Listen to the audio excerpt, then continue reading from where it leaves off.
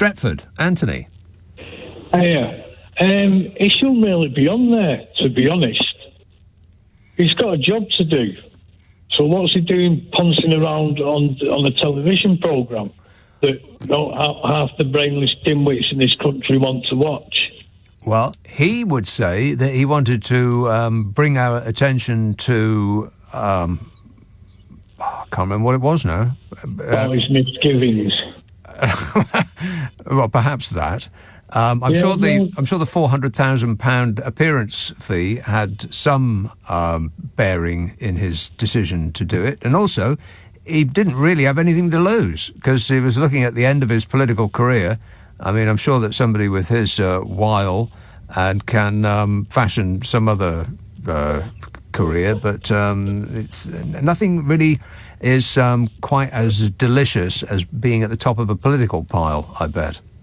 Yeah, but surely there's other ways of redeeming yourself.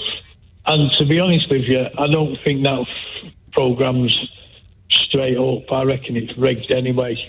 They knew who was going to be. They knew who was going to be in the last lot. Well, it's a joke. We don't really know what goes on in there during the day. Half of it's staged. Right. Well, on that, I will agree with you. I'm sure that the votes were counted in a legal, decent, honest and true way. It was dyslexia that he said that he wanted to bring attention to. I haven't seen the show. I am at a disadvantage, but I wonder how many times he actually brought the public's attention to that issue. But I think you're quite right when you say that there is a certain amount of manipulation, because it is in the gift of the producers of that show to present people to us in any way they like. If they want an enemy, if they want a bad guy, then they have the ability to do that. They can just fashion it out of whatever tape they have, and if you edit it right, you can present people any way they like. And they wanted Matt Hancock to be right to the end of the programme. I bet they did, because he was the person that people were talking about the most.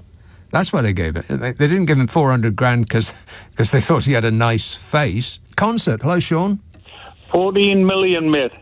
14 million That's what watched the Pratt tonight. 14 million. Right? Wow. Now that he's out, can he go and do just try and get justice for the hundreds of thousands of people that have died due to COVID? 84 grand a year. What a pillock, half-wit. And I tell you what, hey, if they're allowed to do that, what the hell is the point in having a House of Commons? It does make you wonder that they aren't, if they aren't actually concentrating fully on the job that they're being paid handsomely for, because it's not just £87,000 a year, it's £250,000 in expenses on top of that. And if you're a minister, you get between 37 and 67 grand on top of that. The country is in a state. People are on strike. People are doing this, and you get a half-baked half-wit that's ruined the NHS and still ruined the NHS, making a right boo-boo of himself on television when he was supposed to be sitting in the House of Commons. 14. This country is in a state, mate. 14 million. How do you know that's 14 million? Well, that's what they said on the telly, 14 million viewers. Right. That has to be the vast majority of people that are watching any TV channel at that time. That has to be the number one show. It's just... Well, the only one that beat it was Carnation Street. But that wasn't on at the same time, though, was it? That was on the same channel. No, it was on years ago, but they used to get 16 million for Carnation Street. Years ago, yeah. Yes, but at the end of the day, mate, I'm pleased the Pratt's out. Like, good luck to Jill. Like, I hope she makes millions. But I hope that Pratt...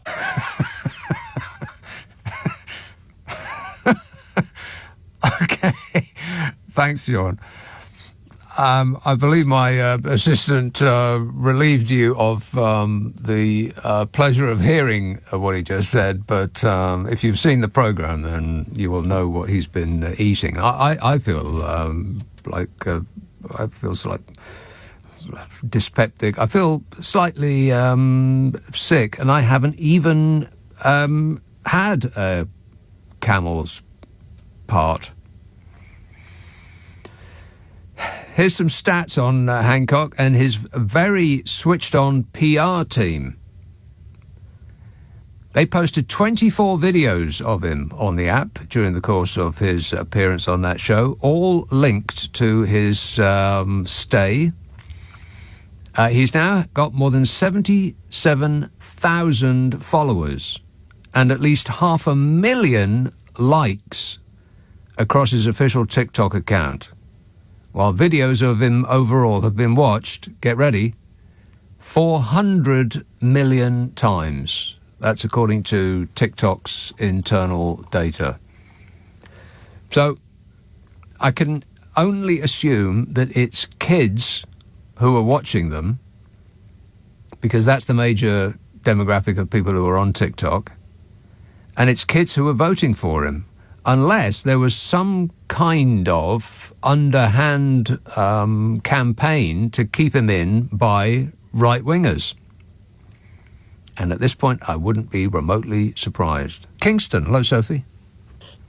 Oh, hello, Nick, Sophie. the Abbot. Hello. Yes, Sophie. Yes, he wasn't bullied. I watched every single show, and he was clearly not bullied. He was challenged. So there's a difference between being bullied and being challenged. So there were certain contestants like Charlene and Boy George and Chris Moyles who did, and various other contestants that did challenge him. They never bullied him, and they were really upright and honest about their challenge. I'm so glad that Jill Scott won. We live in the borough of Kingston, and I take my daughter who has disabilities to Chelsea Women's at Kingsmeadow, and we followed women's football for a long before a lot of people did. Mm-hmm. And I'm so glad that Jill Scott won. It's fantastic. Yeah. She was a fantastic contestant. She was bright. She was energetic. She was intelligent. Right. Okay. I take all of that on board, but let's get back to Matt Hancock. Okay, Matt Hancock, yes. When he went in, nobody liked him. So what was it that he did to turn that around? Right. So what happened was the public were voting to get him to compete in trials. Yeah. That was the first thing. So trial after trial after trial. So if people don't know, and I'm barely aware of what it is myself, but it's a little light torture, right? Yes. So they wanted him to be punished. Yes. They definitely wanted him to compete in trials. And as far as I'm aware, the punishment is doled out on like a daily basis on that programme, and he was punished over and over and over again. And he, as far as I'm aware, again, he uncomplainingly took part in that torture that was levelled at him. He was slimy, manipulative, and a horrible individual, as far as I'm concerned, right? And he did compete in those trials, and he did complete them. Okay. Right. So that's that bit. But the horrible and slimy bit, that's not what people like. So he managed to turn it around. They do. Oh. That's why they keep voting. They like all of that. People like keeping people in to make them feel uncomfortable. So people are missing the whole point of the celebrity jungle. But then when it came to the crunch, when it came to the end of who's going to be voted king of the jungle, he wasn't. And that's the point. Right. So the Telegraph and all the others can say what they like. I've watched this show for years. People keep people in to make them feel really uncomfortable. They vote them in to keep them feel uncomfortable. Right. And that's what the public did. And then right at the end, they shut the shutters down and they voted Jill Scott in. Well done, the British public. Okay, so what you're saying is that it didn't really matter whether he made it to the end at all. People were just continuing to make him suffer as long as they could, and had no intention of making him win. It's that it's almost the worst thing that you could do is to make it to the last program and then lose because you didn't get put in the last program because people liked you. You got put in the last program because people didn't like you. Yes. Right, I think I've got it. All right, thanks, Sophie. Marble Arch. Hello, Adam. Hey, Nick. So I just wanted to ask, or just quickly put this point, is like, I'm not a fan of Matt. I do think he's deplorable, but I don't understand why the public hate Matt Hancock more than Boris. Like, I obviously, he should fall into obscurity, but why does Boris get to be front and centre? And everyone's like got all this vitriol towards Matt specifically, when they both were having relations, quote unquote, in 10 Downing Street while we were, the story that came out. I don't have to repeat, but what Carrie was doing. And they both broke the rules. They're both hypocrites. Well, and yet I suspect doing his best, but Matt Hancock should eat kangaroo testicles. They both should be doing it. So, I think the reason for that is plainly that Boris Johnson has a more likeable act. Matt Hancock doesn't really have much of an act. He's not a very good actor. He doesn't present himself in a likeable way. He almost fits the profile of a cartoon villain. Whereas Boris Johnson, he presents him as a sort of cuddly children's teddy bear. He elicits a response in people that they want to take care of him, which I think is partly that untucked, scruffy-haired act that he's got. I mean, he doesn't accidentally appear like that in public. He deliberately untucks his shirt and he messes up his hair. You can see him do it before he goes on camera. Newcastle. Hello, Kendra. Hi, Nick. Are you okay? Yeah, good, thanks. Hiya. Just been listening, obviously, to this whole Matt Hancock carry-on. I cannot believe how much the public have warmed to him, though. I mean, I haven't watched the programme. I don't watch a lot of telly. But,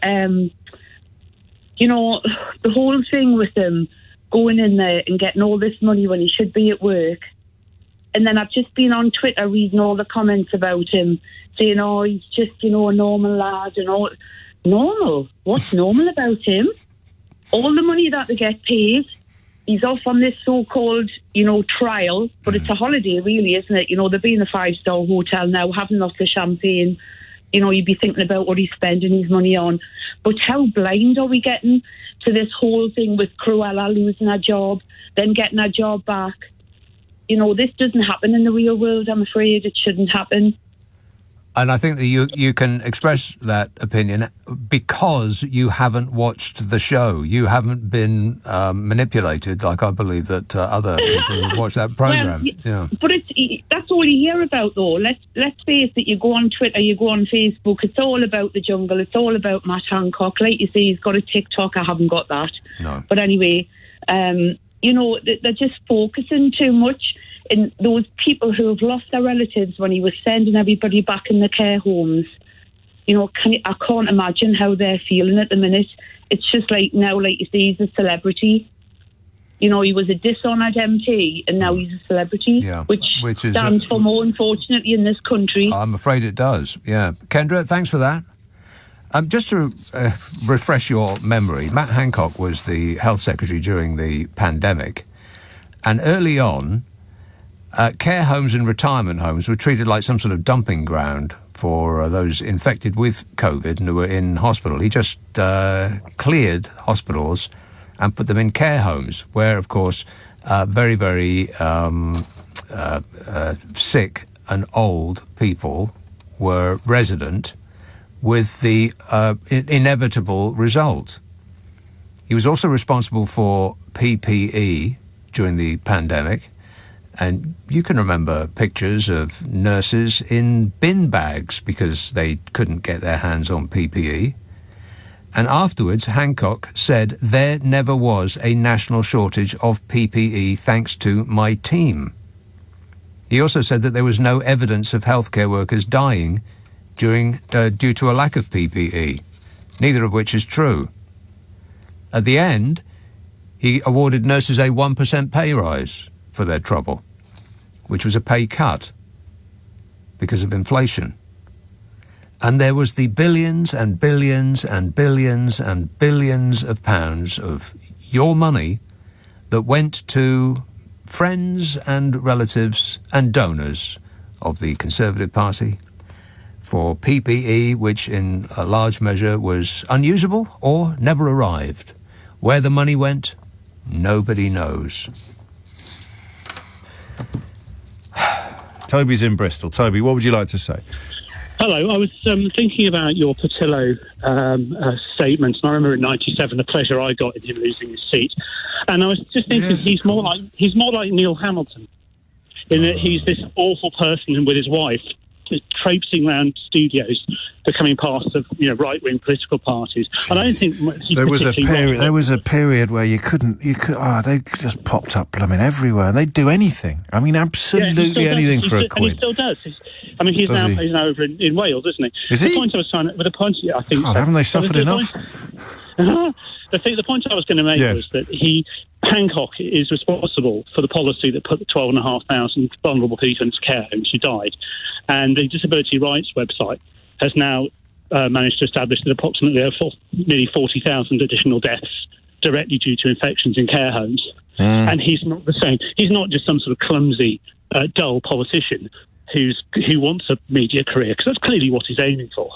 He's directly responsible through his policies, and his policies are right wing. He supported them, but he's tacitly supported right wing policies. But do you not think is he not one of those politicians that would have been a communist if that's the way the wind was blowing? Quite possibly. I think an awful lot of them are completely opportunist. I think an awful lot of the 2019 intake, plus the ones that have been around for the last 10 years, saw an opportunity and took it. I mean, that's how we ended up with Patel, Braverman and Raab. They were opportunists who saw a way of guessing what they wanted, which was deregulating our country. Some of them. I was reading an article about Braverman today in the New Statesman. It was very interesting. In 2015, you would have struggled to identify exactly what she stood for, but now she's a kind of textbook rabid right-wing ideologue. What? So has he pulled it off? I mean... Not at all. I mean, like you, I didn't watch it all. I was actually disgusted at ITV and approached him. My wife is a consultant medic. Right. And I had to push her out the door every morning during COVID with a mask on before there were vaccines. And she had to then go into work 5 days a week, full time, with no protection. And she was a vulnerable person due to medical issues from her past. And that was brave. And every day I was terrified that she was going to die. That was brave. And there he is doing these ridiculous activities purely because it's where he's been put and he has to join in. It's like, going to a birthday party and joining in with the party games, but you have to because you're a good sport. And then he'll come out of it and think that he's done a jolly good job. And I think he's just the most, he's not the worst of them because he's a little bit more human. Is he though? But, he's just as bad as them. He caused suffering. And he wasn't honest about it, and he still hasn't. And he held Boris Johnson's pint for him, didn't he? While Boris Johnson was visiting all sorts of egregious behaviours upon the country. That gets glossed over a little bit. He's looked at the way the wind, as you said, he's looked at the way the wind is blowing. They can see there's a catastrophe coming. And it's like, I'm going to jump ship before the whole thing crashes around me. And going back to what you were saying about Starmer earlier, I do think he's being pragmatic. I don't agree. I'm a passionate Remainer. I never think we should end it. And I stood 50 metres in front of him at the 2019 rallies in London and listened to him. But I know that it's not going to be easy. And I do think, as a lot of your callers said earlier, it's about that being pragmatic about how do we get these sort of pseudo-fascistic policies and people out of government, and we'll then see where we are. I'm a realist. Why have you jumped to that? Why have you jumped from that just because you thought I'm on the radio now? I may as well get my money's worth. Absolutely. You weren't trying to draw a link between Matt Hancock and Keir Starmer at all. Not especially. I think. No, I was just checking. I thought I'd missed the link. I didn't realise you were just helping yourself to a contribution to the show that we were having 2 hours ago, Toby. It's slightly more of a scatological approach to things. No, that's absolutely scattergun. I think scattergun. I think you mean. I don't know. I'm not gonna risk finding out. Mary's in Nottingham. Mary, what would you like to say? Hi, James. First-time caller. I'm welcome. terrified. I feel like I'm on the Oblivion at Alton Towers. Oh, well, that's a good ride, that. Not as good as the Cobra at West Midlands Safari Park, but that's not there anymore. Carry on. True. I come from a very working-class family in the Midlands where all Labour supporters have been for all our lives. And in answer to your question, has he pulled it off? Absolutely. Because I went round to see my 87-year-old mum last night, who we didn't see for a whole year during the pandemic. We literally came to the door, dropped her shopping off, lady with lots of health problems. We were terrified we were going to lose her during that time, and thankfully we didn't. But her first comments to me last night were, have you seen Matt Hancock on I'm a Celebrity? And I launched into, it's disgraceful. And she stopped me right there and said, he's absolutely brilliant. He's done everything. He's been on every trial. You should have seen him. He's fantastic. Nothing was too awful for him. He's done brilliantly. And it was almost as if that whole persona of Matt Hancock, the MP, the person that was responsible for keeping us safe, for keeping our health workers safe, for keeping our elderly people safe, he sort of transformed into just this great sport who was willing to do everything and deserved a place in the final. And it really, I've never rang a radio show before, but it just took me by surprise that she could even think that and say that about this man. My husband and I, we've not watched one single episode out of obviously because of everything that happened. But it then sort of made me think, well, that's the Johnson-esque kind of politician these days. Styling it out, just styling it out. And exactly. However low you are, you can soar again because forgive me, because of what is it on your grandma's part? Is it credulity, gullibility, or something less? I don't want to be too rude about her. She's your nan. What is it? I just think that she just, in some respects, she's just suspended that idea of who he was. It's gone. It's forgotten. It's in the past. He's now kind of this great sport, this new celebrity, this new interesting person. So I don't know whether that speaks for a lot of people in the country, whether they've just put it behind them and therefore it's acceptable. I mean, it must be because he's got so far in the competition. Clearly some not people being are held to account. No, it's an anymore. odd one, isn't it? And just, I think until we spoke last week to people who had lost loved ones, it was hard to fully appreciate the egregiousness of the whole thing, the offensiveness of it. But there it goes. There's nothing wrong with your grandma. She's been watching a game show. She's come away admiring one of the contestants on a game show. What is odd is that she's managed to detach him from the reason why he was well known enough to get on the game show in the first place. But what goes up could come down. Give it another month when the inquiry starts kicking in properly. When the inquiry actually delivers its results. All of the gloss that he's managed to apply to himself may be knocked off again, or it may not. He might end up presenting Top Gear. Jules is in Swindon. Jules, what's going on? Hello, mate. Nice to speak to you again. I think that there's another audience that we haven't mentioned yet. Go on. From what the gossip, I subscribe to a couple of like showbiz gossip, round robin email type things. Yeah. And the word on those is that ever since he left the Department of Health, Hancock has been trawling around pretty much as a couple with his girlfriend for TV work. He's read the writing on the wall. He knows the Tories are doomed at the next election. I'm not unfamiliar with this analysis, nor is anybody listening. So, in your view, has he pulled it off? I think he's, in terms of making himself appealing to TV commissioning editors, quite possibly. Yeah. I hope I'm wrong. Personally, I would love to see him welcomed back to Heathrow by sort of investigating officers for misconduct in public office with a pair of handcuffs. I don't think it's going to happen. No, of course it isn't. But, and you are calling only for an investigation. You're not making any specific allegations. No, absolutely not. I think an investigation So just briefly then, certainly enough. Briefly, what happens there? Because, I mean, you mentioned the third audience of people that he's trying to get a job with, but they don't decide whether or not he's pulled it off or not. They watch to see whether he's pulled it off or not. So what I mean, I'm imagining someone who started watching it, holding Matt Hancock in the very lowest regard, and came away voting for him to stay towards the end, or even to win towards the end. What's happened to them? I wish I have to keep reminding myself that certainly speaking for myself, I suspect speaking for the entire LBC audience, if not 90% of them, we follow politics and current events quite regularly. That's why you listen to a station like this. It's why we listen to your show. It's why you have a show.